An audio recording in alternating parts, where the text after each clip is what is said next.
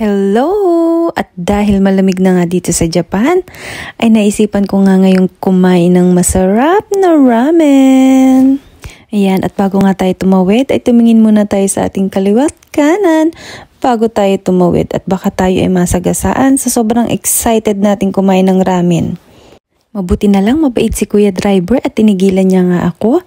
At syempre, nagbigay galang ako kaya ako nagbaw sa kanya. So ayan, malapit na nga tayo sa Ramen-ya-san. So ayan, maglakad-lakad muna tayo ng konti, exercise. Siguro mga 3 minutes lakad din simula sa parking hanggang sa umise nila. At ang tagal nga ng kasama ko, ang tagal maglakad. Kaya sabi ko sa kanya, bilis-bilis na niya at gutom na ako. Kaya ayan, ako na lang ang nag-video para mabilis. At binilisan ko na rin ang lakad ko. O ayan, dito tayo kakain ng ramen. So ayan, pumasok na tayo. So ayan, at sabi nga ni Master, ay sige, pumasok na kayo. Umupo na lang kayo kung saan nyo gustong umupo. Kaya ako naman ay naupo dito sa counter.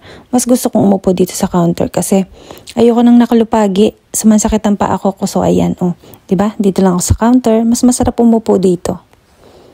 At kung makikita nyo, wala pang tao. Kasi inagahan talaga namin para kami yung mauna.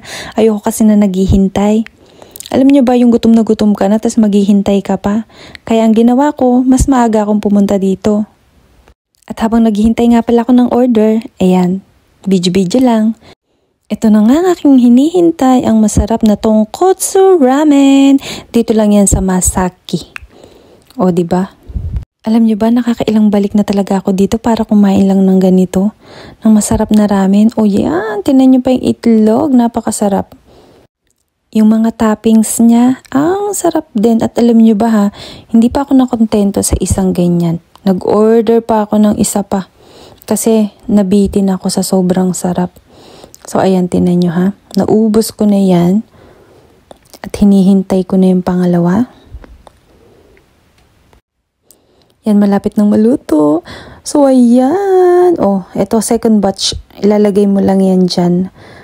Nabitin ako sa mint, kaya ayan, nagpaluto pa ulit ako ng isa. Ilalagay mo lang yun dun sa soup, tapos okay na.